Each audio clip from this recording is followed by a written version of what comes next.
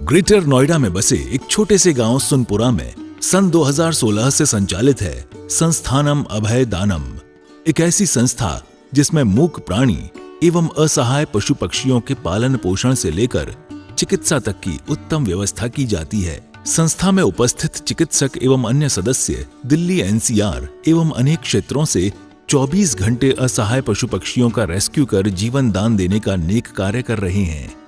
संस्था में ज्ञान दानम गुरुकुल भी चलाया जा रहा है, जहां छोटे बच्चों को लौकिक शिक्षा के साथ जैन धर्म एवं जीवन उपयोगी संस्कार भी दिए जा रहे हैं। शिक्षा ही नहीं बल्कि बच्चों के रहने एवं खाने की भी निःशुल्क व्यवस्था की जाती है। इनके साथ ही संस्थान में औषधानम आयुर्वेदिक एवं प्राकृतिक चिकित्सा केंद्र में चिकित्सकों के परामर्श से लोगों का उपचार निःशुल्क किया जाता है। संस्था में हथकरघा एवं हस्तशिल्प प्रशिक्षण केंद्र भी संचालित है, जिसमें युवाओं को विभिन्न कलाओं का निःशुल्क प्रशिक्षण प्रदान किया जा रहा है। सन 2017 में इस परिसर में श्री दिगंबर जैन मंदिर की स्थापना भी की गई, जहां अरिहंतगिरी तमिलनाडु से लाई गई मूलनायक भगवान शांतिनाथ की मनोहारी प्रतिमा लगभग 500 वर्ष प्राचीन है। प्रतिमा इतनी निराली है कि हर कोई इन पर मोहित हो जाता है। मंदिर जी में प्रतिदिन प्रभु का अभिषेक, शांति धारा एवं पूजन होता है। वर्तमान में पशुजन्य दुग्ध पदार्थ क्रूरता मुक्त न होने के कारण यहाँ अभिषेक हेतु वनस्पति जन्य विकल्पों जैसे कि नारियल जल, पुष्प एवं फलों के रसों का प्रयोग किया जाता है। क्षेत्र पर हस्तलिखित पांडुलिपि संग्रहालय, जैन वीगन ऑर्गेनिक भोजनालय, गुरुकुल निर्माण का कार्य निरंतर चल रहा है।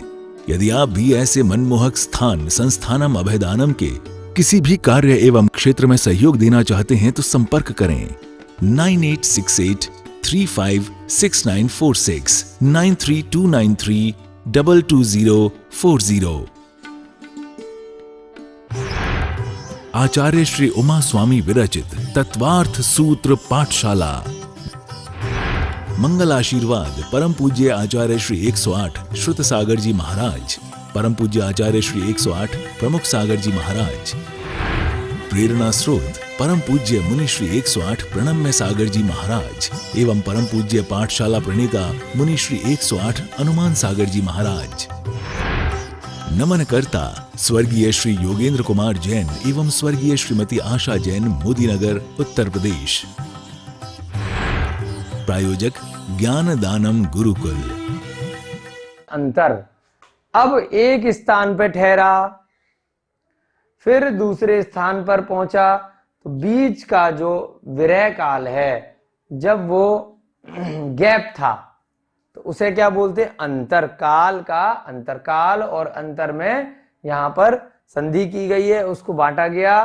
तो क्या हुआ? काल का मतलब तो एक स्थान पर कितने टाइम ठहरा, अंतर का मतलब जब वो दूसरे स्थान पर पहुंचा तो उसमें गैप कितना है, वस्तु का विरह काल।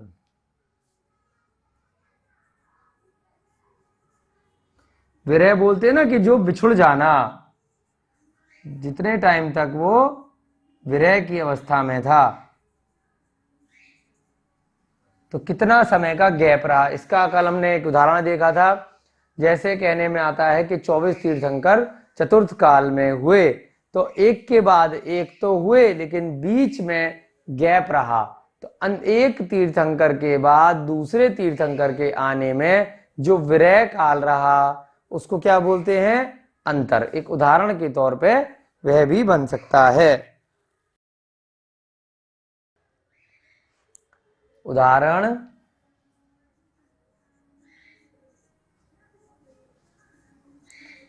एक तीर्थंकर के बाद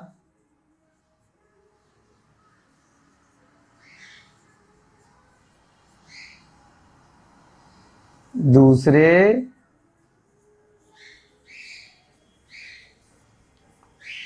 तीर्थंकर के मध्य विरह काल, जो गैप रहा बीच में। अब उस गैप में ऐसा नहीं है कि मोक्ष नहीं होगा चतुर्थ काल में। भाई पिछले तीर्थंकर का जो भी ज्ञान था, जो सबोसरण लगा, जो भी उस समय के आचार्य रहे, मुनि महाराज रहे, उन्होंने सुना और सुनकर परंपरा के आधार पर उन्होंने अपने शिष्यों को बताया। उस ज्ञान के आधार से एक तीर्थंकर से दूसरे तीर्थंकर के काल के बीच में भी बहुत सारे आम केवली हो सकते हैं और हुए भी हैं। जैसे कि अब हम पढ़ रहे हैं, कोई तीर्थंकर तो नहीं है, लेकिन उनके ज्ञान के आधार से जो शास्त्रों की रचनाएं हुई हैं उनके आधार से हम पढ़ रहे हैं। पंचम काल में अब बात का समय चल रहा है, तो इसलिए यहाँ पर मोक्ष नहीं हो रहा। अगर यही चीज भले तीर्थंकर नहीं होते और चतुर्थ काल चल रहा होता, अब सर्पणी काल का चतुर्थ काल, तो क्या होता कि मोक्ष की प्राप्ति इस ज्ञान के आधार पर संभव होती। जो भी दीक्षा प्राप्त करके मुनि महाराज हैं वो अपने अगर ज्ञान की चरम सीमा में चले जाते, शुक्ल ध्यान को प्राप्त कर जाते, तो अभी भी चतुर्थ काल अगर होता तो मोक्ष हो सकता है, इसमें कोई शंका नहीं है। उसके बाद अगला है भाव। भाव जैसे देखा था, स्वभाव और भाव एक ही बात होती है। किसी वस्तु का ओरिजिनल स्वभाव क्या है, किसी का ठंडा है, किसी का गर्म है, किसी का चरपरा है, किसी का मीठा है, किसी का नमकीन है, तो ये उसका स्वभाव होता है। किसी का मिर्च वाला स्वभाव होता है, तो क्या है, वस्तु का परिणाम या स्वभाव जो होता है उसको क्या बोलते हैं, भाव बोलते हैं। तो पदार्थ को इससे भी उसका क्या स्वभाव है उससे भी हम समझ सकते हैं। वस्तु या जीव के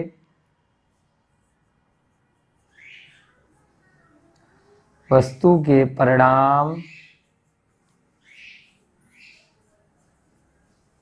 स्वभाव,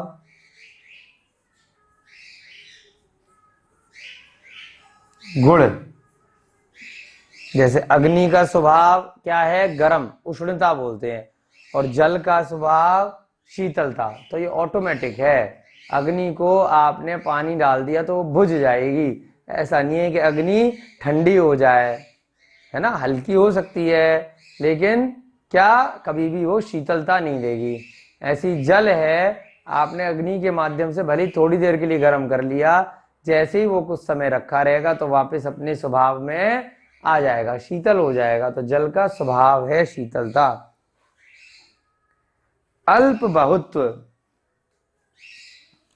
अल्प बहुत्व ही विसर्ग क्यों लगाया है, क्योंकि यहाँ पे संधि हो गया था, श बना दिया है। जब इसको अलग से लिखेंगे तो इसका क्या मतलब है, अल्प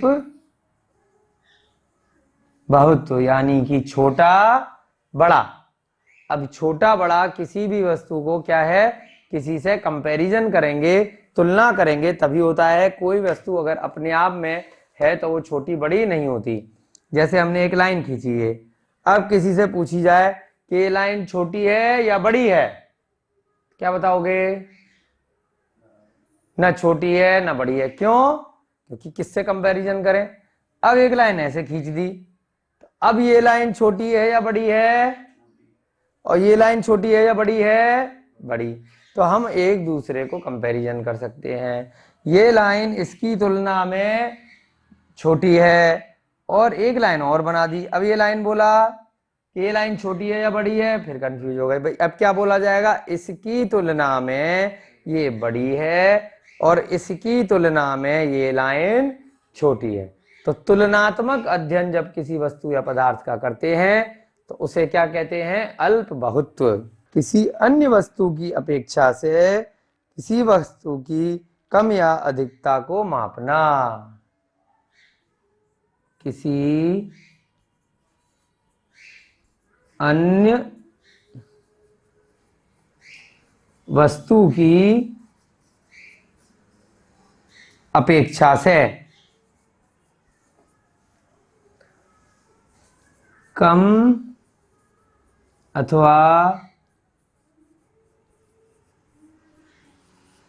अधिकता को मापना, उसे क्या बोलते हैं, अल्प बहुत्व। च माने और। तो पदार्थ का ज्ञान इन 8 बातों से हो सकता है।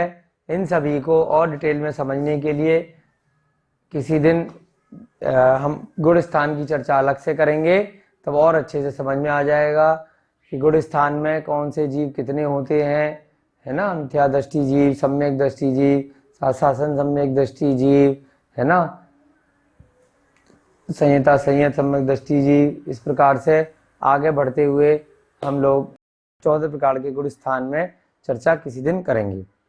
आप इसको नोट कर लीजिए, फिर मिटा देंगे हम। सत माने वस्तु का स्वरूप या अस्तित्व, संख्या माने किसी गुण स्थान में कितने जीव हैं, परिणामों की गिनती, क्षेत्र माने वर्तमान में वो वस्तु कहाँ रह रही है, स्पर्शन माने तीनों काल में कहाँ रही, और काल माने कि एक स्थान पर कितने टाइम ठहरी, अंतर माने एक वस्तु से दूसरी वस्तु में हमारा जो बीच का गैप टाइम है, भाव माने जो परिणाम है, जो उसके स्वभाव हैं, ऐसी अल्प बहुत जो हम कंपैरिजन करते हैं एक वस्तु को दूसरी वस्तु से, अच्छा माने और। ठीक है, नोट कर लिया आपने। अब आपका बहुत ही बढ़िया सूत्र शुरू होने वाला है, 9वां सूत्र।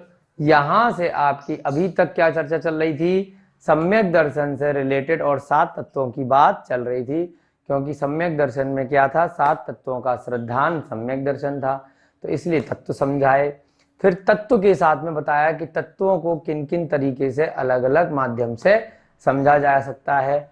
अब दूसरी चर्चा अब से शुरू हो रही है, कौन सी, सम्यक ज्ञान। 3 बातें थी पहले सूत्र में, सम्यक दर्शन, ज्ञान, चारित्राणी, मोक्ष मार्ग। सम्यक दर्शन एक तरह से आपके 8 सूत्रों में समाप्त।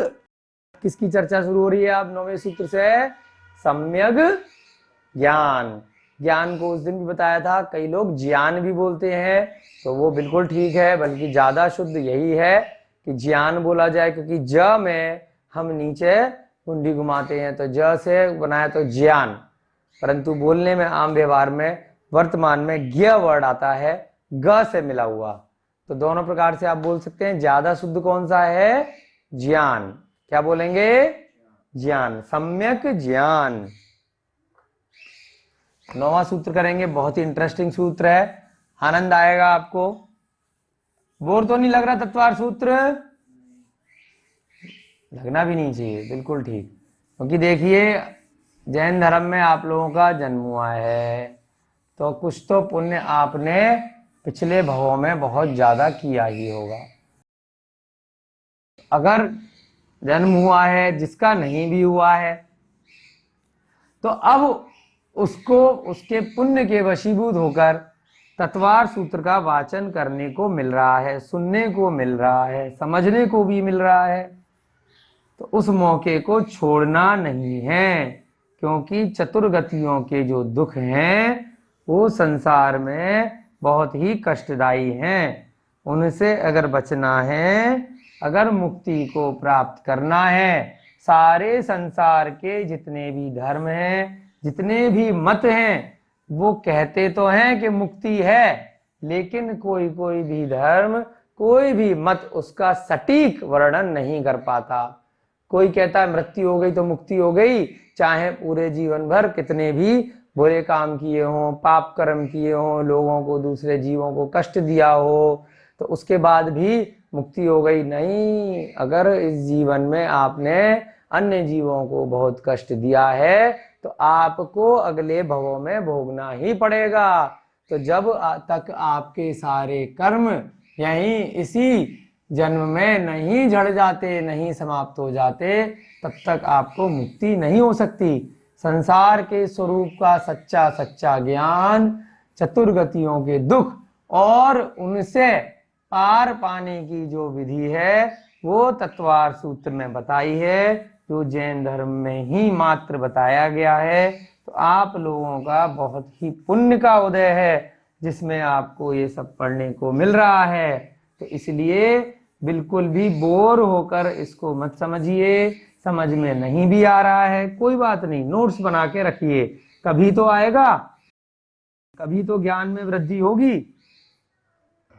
धीरे धीरे करके हमारे ऐसे हो सकता है, अगर हमें समझ में नहीं आ रहा, देर से समझ में आ रहा है, तो हमने पहले कभी ऐसे कर्म किए होंगे जिसकी वजह से हमारी ज्ञान की क्षमता कम है, हमारे समझने में थोड़ा टाइम ज्यादा लग रहा है। लेकिन धीरे धीरे करके जब हम अभी 8 कर्म पे आएंगे तो हमारा ज्ञानावरणी कर्म का धीरे धीरे क्षय होने लगेगा।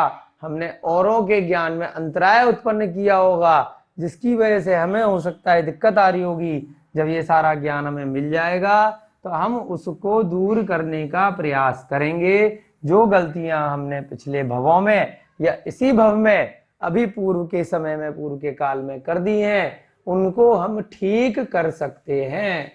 ठीक तो तब करेंगे जब इसको पढ़ेंगे, समझेंगे, तभी तो पता चलेगा कि हमने क्या क्या गलतियां हम प्रतिदिन करते आ रहे हैं या आगे भविष्य में करने जा रहे हैं, वर्तमान में हम कर रहे हैं। तो उन गलतियों से हमें बचना है। तो उसके लिए तत्वार सूत्र को पढ़ना, जितना समझ में आए उतना समझिए, जितना ना आए कोई दिक्कत नहीं है। कॉपी पेन पे नोट्स बना लीजिए, कभी ना कभी समझ में जरूर आएगा। इस भव में नहीं भी आया तो अगले भव में आ जाएगा। ये जो ज्ञान है, मात्र यही ज्ञान आपकी आत्मा के साथ जाने वाला है। आपका परिवार, आपका रुपया पैसा, आपकी प्रॉपर्टी, गाड़ी बंगले, नौकर चाकर, धन दौलत सब यहीं रह जाने वाले हैं। ये शरीर भी यहीं रह जाएगा, इसको भी जला दिया जाएगा या दफना दिया जाएगा। और बाकी साथ में आत्मा की जो जाएगा, मात्र ज्ञान ही जाएगा। तो अब कौन सा ज्ञान हमें लेके जाना है? हमें सम्यक ज्ञान लेके जाना है। हमें मिथ्या ज्ञान अपने साथ लेके नहीं जाना। तो इसलिए जब तक सम्यक ज्ञान को समझोगे नहीं तो कैसे उसको लेके जाओगे? सम्यक ज्ञान। अब ये आपका वर्णन 9वें सूत्र से प्रारंभ हो रहा है। बहुत ही रोचक है। मति सुतावधि मनय पर्यय केवलानी ज्ञानम। मति श्रुतावधि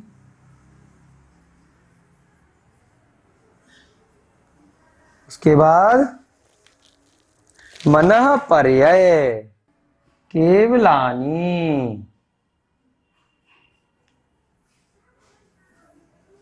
ज्ञानम।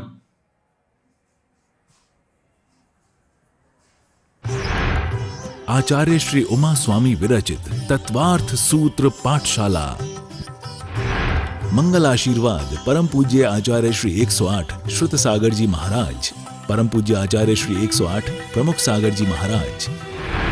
प्रेरणा स्रोत परम पूज्य मुनि श्री 108 प्रणम्य सागर जी महाराज एवं परम पूज्य पाठशाला प्रणेता मुनि श्री 108 अनुमान सागर जी महाराज। नमन करता स्वर्गीय श्री योगेंद्र कुमार जैन एवं स्वर्गीय श्रीमती आशा जैन, मोदीनगर, उत्तर प्रदेश। प्रायोजक ज्ञान दानम गुरुकुल।